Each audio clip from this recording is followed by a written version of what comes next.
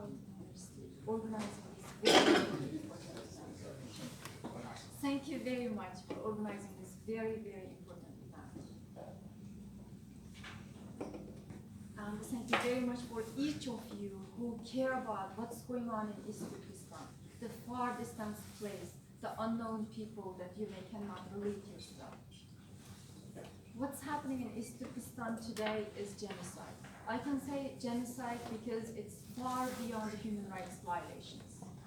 Before I talk about what's going on there, I would like to briefly explain the history of East Turkestan because China totally denying the history of East Turkestan through their white paper recently, the Olsi, Dr. Olsi already talked about that. I just would like to explain history now. If you look at this map, the East Turkestan located beyond the logical and the natural boundary of China, the Great Wall. The territory of East Turkestan is 1,626,000 square kilometers right now, current territory. And it's the size of 4 times of California. People of East Turkestan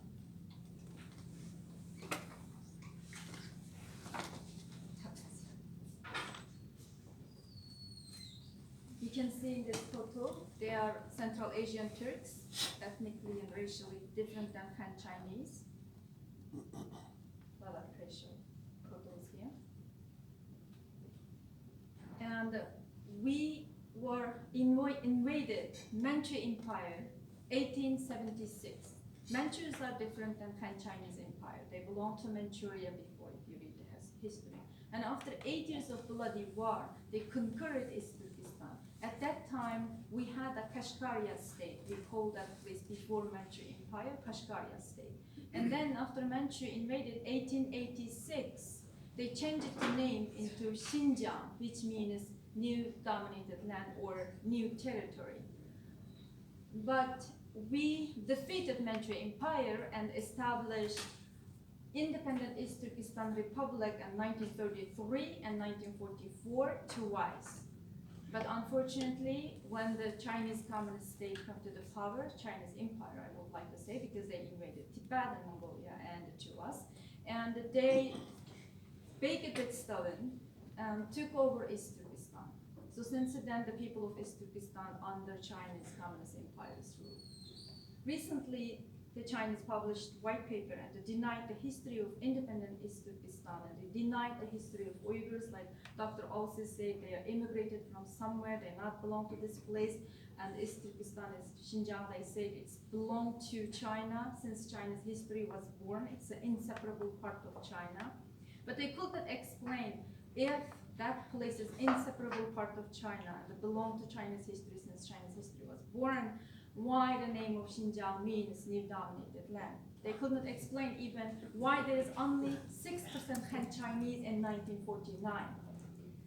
They could not explain also why they had to establish Bingtuan, the giant civil soldiers agency in Xinjiang or East Turkestan, not other parts of China, if this place is belonged to China, an inseparable part of China. Why are they so afraid to control this area and build this giant agency directly controlled by administrated by the Chinese State Council? Now you can see in this photo, this is the concentration camps and the Google map I show you. According to leading scholar Adrian Zand, maybe many of you have read his recent articles, currently up to 1.5 million Muslims are or have been interned in detention camps or internment and re-education facilities. It is excluding formal prisoners. It's different than prison. It's only that China calls this internment camps, that Adrian Zand calls this internment camps. That number is not belong to prisoners. His estimate was based on satellite images, public spending on detention facilities, and witness accounts of overcrowded facilities and missing family members. But Uyghur sources estimate that number is more than 3 million in these internment camps because we have 5 million population total Kashgar city and the hotel.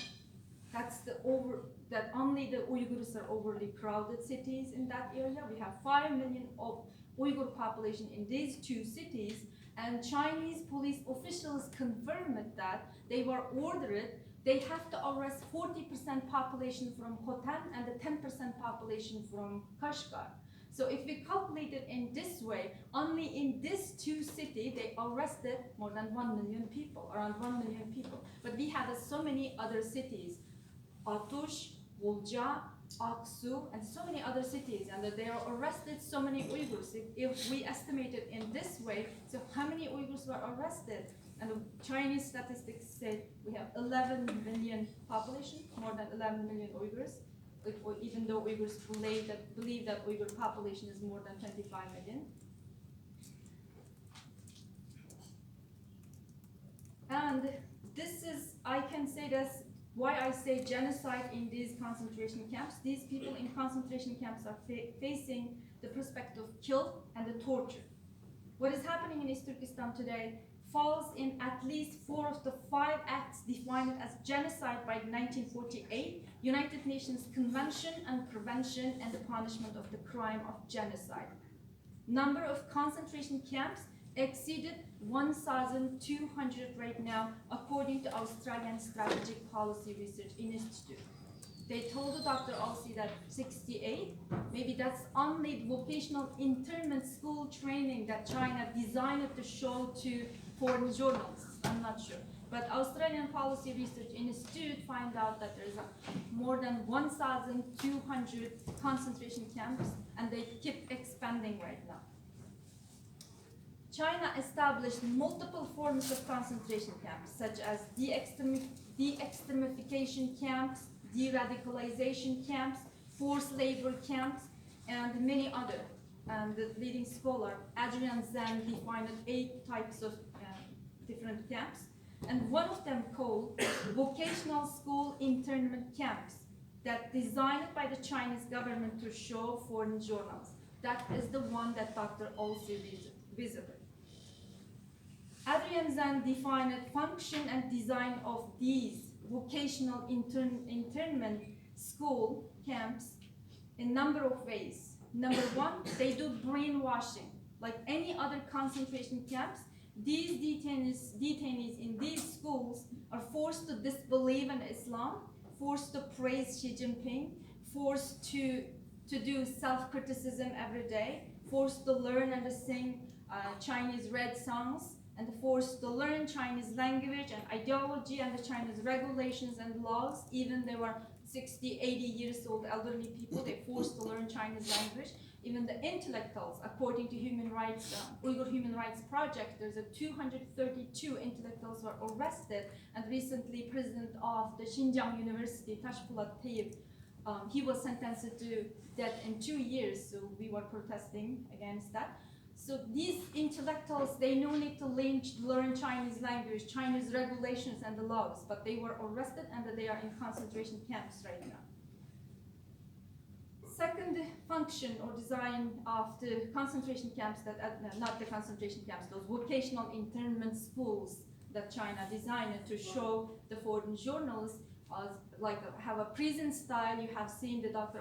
Olsi show it to you as well, like this. You can see the students stay inside the metal barricade and teacher has to stay like this.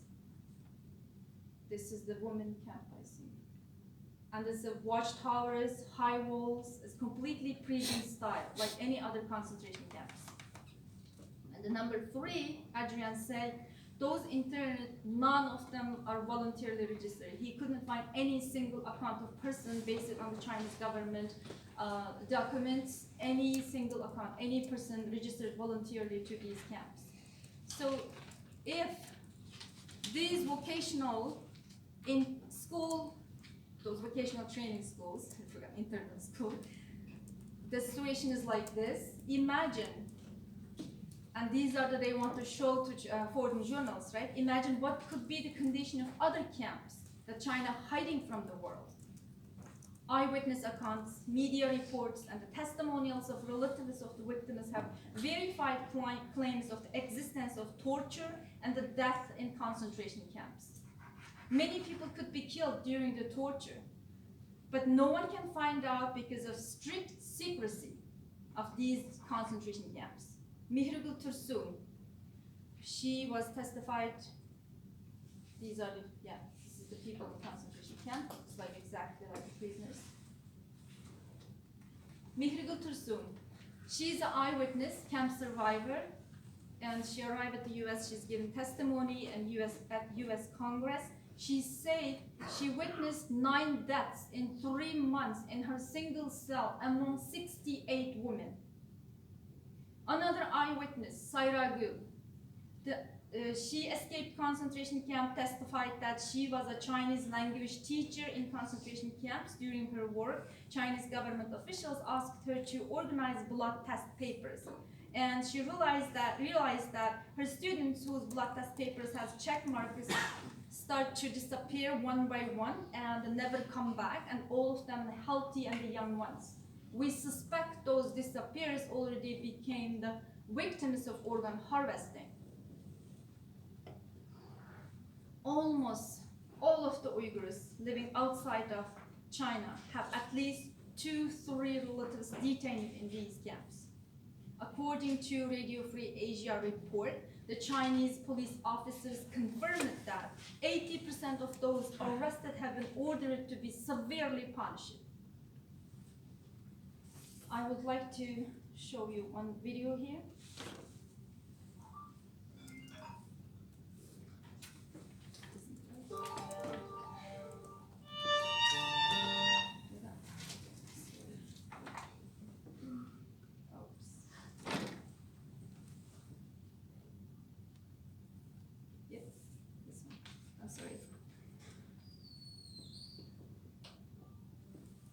Okay, I'll just show the photo.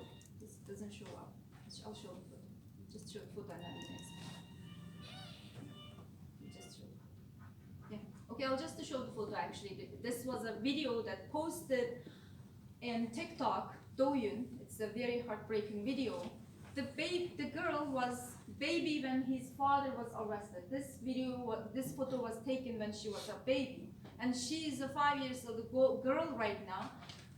They posted this, maybe her mother posted this video on TikTok, and this girl is growing up only holding her daddy's photos.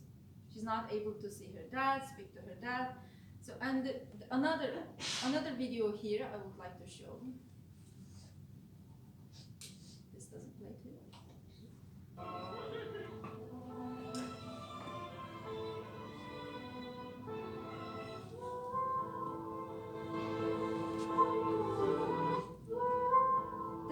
Posted in Douyin as well. The kids posted like that videos.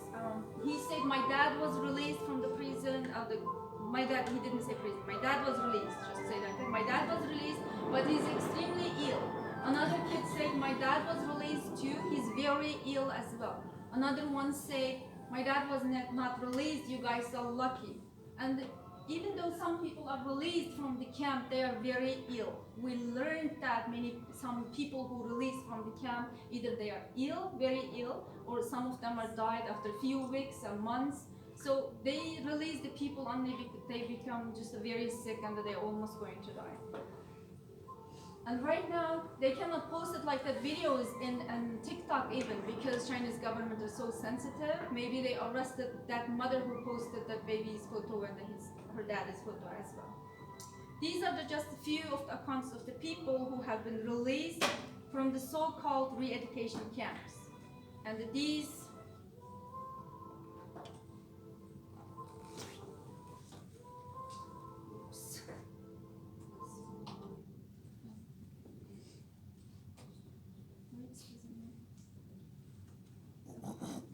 these harrowing stories we just heard from the video have only come to the fore thanks to the brave relatives of detainees. However, no one really knows what is happening to other millions of Uyghur people who have not been fortunate enough to get their release, and their relatives are enduring unimaginable pain of not knowing about what's happening to them.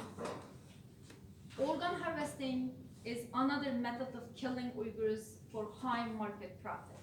According to International Coalition and the Transplant Abuse in China, in 19 papers involving 2,688 organs transplanted period to 2010. The source of organs was reported as voluntary donors, but as widely known in the transplantation community, there was no volunteer organ donor program in China before 2010. So we believe that those organs comes from Uyghur prisoners. Not only the organs comes from those Uyghur prisoners right now, we believe that China can grab any Uyghur if the organ receiver's tissue matching with one of the Uyghur. Even they were not in prison, even they were not in concentration camps. That's why maybe they collected entire Uyghur population's DNA samples and the blood types. I have a voice memo of one mother, because since it's an Uyghur language, I just would like to translate it for you guys. She said her daughter is 29 years old, healthy young woman. She's educated in Japan, and I will show you the photo here. This is the girl. This lady was called by the police one day, and she went to the police station and didn't come back 4 days. Her parents believe that she was taken into Reeducation camp. After 4 days, police called her mom to come to the hospital. And when she arrived at front of the door of the hospital, police said, no tears, no fears. You're not gonna cry, you're not gonna scream. She didn't understand what's happening. She said, okay, this is hospital. I'm not going to cry, but no, I'm not going to scream, but what happened? Why I don't cry? Why you say to me that? And just the two police take her to one room in the hospital. She said, when I entered the room, there's a one man sitting in front of the table, and they made me sit in front of him, and the two police sit beside me, and the man told me, should we cut open your daughter's abdomen? Should we proceed? And she was shocked. She said, why? Why do you do that? What happened to her? And then he repeated the question, didn't answer anything. He repeated, should we proceed? She said, no, did you kill her? What happened? Then they just grabbed her arms, forcibly signed the paper, then they pulled her to another room, and they opened her daughter's face. She didn't see the body. She just screamed, fainted, and they pulled her away, and then she never seen her daughter. That's what's happening. That's why we suspect that they can grab any Uyghur, anybody, if the organ receiver's tissue is matching with somebody, then they're gonna bring it them and they kill them. We also learned that, okay, so I would like to show you this one too. If you're going to Urumqi, you can see the sign like that or like this, tunnel, and they put it in Chinese that organ receivers and go this way. It's openly put it like that sign. We also learned that Chinese government established hospitals in inland China for Saudi clients for halal organ. Where these halal organs comes from? Of course, the Muslim, Uyghurs, and other ethnic minorities. China's policy of objectifying Uyghurs through experimentation and high-tech mass surveillance systems that make use, cure, cause, biometrics, artificial intelligence, phone spyware, and the big data. We already saw that some countries start a copy of these kind of mass surveillance system, for example, Egypt, Malaysia, Zimbabwe, and many other countries. And in the future, maybe they're going to become like East Turkestan. We never know. China's policies towards the Uyghurs have created horror and the demoralization, destroying their belief in a world of right and the wrong. Consequently, the deteriorated mental health of Uyghurs in East Turkestan has indirectly impacted on their relatives in the Uyghur diaspora. Many of them have already reported constant crying, appetite loss, sleep deprivation, depression, and frequent nightmares, including me. It's happening to me too. I interviewed 79 people in Toronto area. All of them are Uyghurs. All of them reported one of these symptoms to me. I have still that interview. Whatever I just said, all of these falls into acts of Article 2B, defined as genocide by the 1948 United Nations Convention on the Prevention and the Punishment of the Crime of Genocide. Despite Article 2B of the United Nations Convention on Genocide clearly stating that causing serious bodily or mental harm constitutes genocide, China is conducting a policy of physical and mental torture of Uyghurs in East Turkestan, merely because of the Uyghurs have different race, ethnicity, culture, and the religion to the ethnic Han Chinese. This can prove the genocidal intention. The Genocide Convention's Article 2D, not B, D, has also been violated by China, as it has imposed measures on the Uyghur population to prevent birth for many years. There are many witnesses accounts of China's strict birth control policy against Uyghurs, including the forced sterilization of Uyghur women after having 3 children in rural areas and 2 or 1 in urban cities. Many Uyghur women have been forced to hide and escape from village to village, and some of them flee to country to save their babies. I would like to show this photo. This woman, she just gave testimony a few days ago at the UN Protect Religious Freedom panel. She said she was the victim as well. She was sterilized when she delivered 3rd baby. She told me over the phone that she witnessed that at the same clinic, at the same time, the Chinese doctors sterilized another 5 young Uyghur women.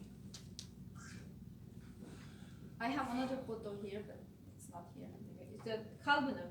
This woman, you can see her testimony in social media. She had 4 illegal babies. China called illegal baby if you deliver more than 3 or 2 babies. So she had 4 illegal babies. So she scared to deliver the 5th one when she was pregnant in China. So she escaped from China to Turkey. After she escaped to Turkey, Chinese government arrested her husband and sentenced him to 10 years imprisonment because of having 4 illegal babies. And her children were taken away from the home, and we don't know whereabouts those children. The woman doesn't know where is those children right now. Question could be raised as to whether sterilization of Uyghur women can be considered a violation of Article 2D or not. One may argue that birth prevention against the Uyghurs was not implemented because of their race, culture, or religion. That's why it should not be genocide, since it was also implemented on the ethnic Han Chinese as part of China's population control policy.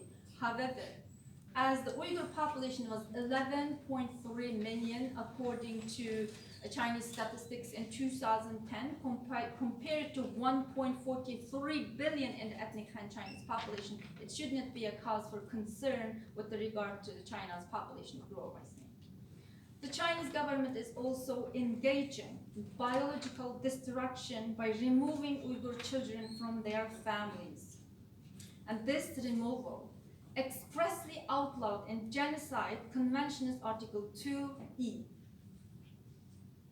They say this is a break the lineage, break the origin, break the roots. These intentions are implemented by placing Uyghur children in so-called orphanage camps in which they are totally separated from their outside world and cut off from their biological connections, from their parents, from their siblings and relatives, not allowed to see anyone to relate it to them, not allowed to practice their religion, practice their culture, speak their own language.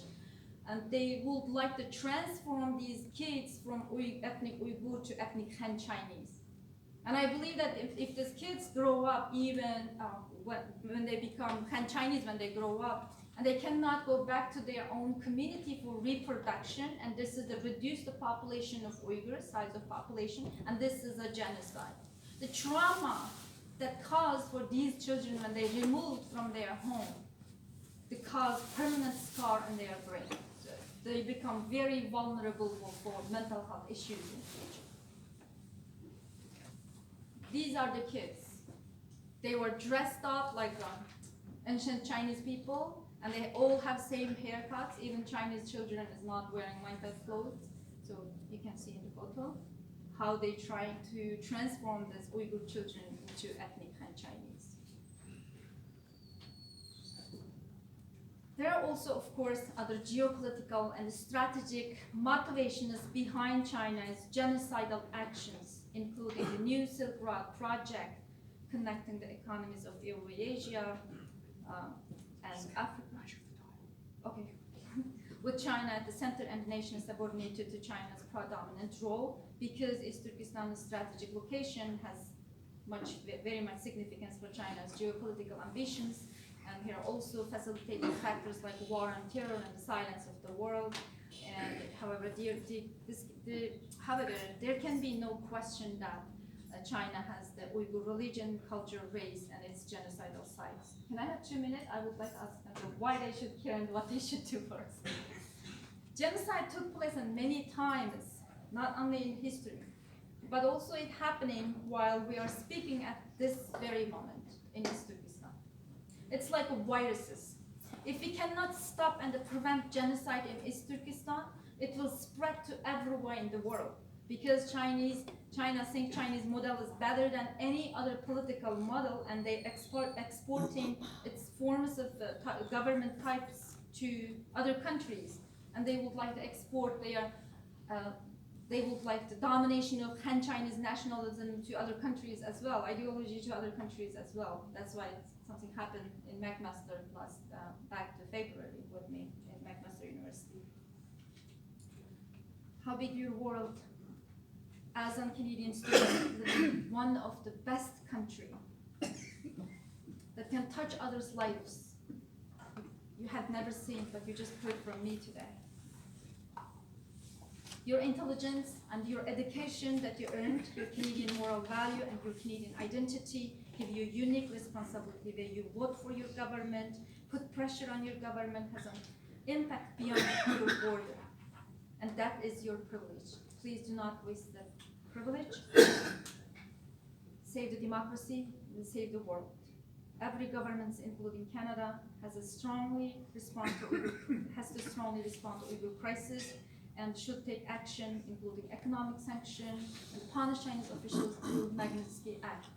You can boycott Made in China. I think you should do many things. You can do many things. You can boycott Made in China.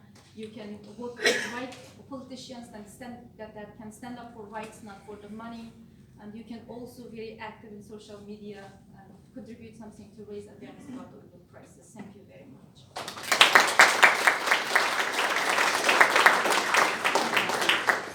Thanks to our speakers. We have about half an hour or so for questions. What I'll do is I will take 2 or 3 questions at a time, so we'll try and get to as many as possible.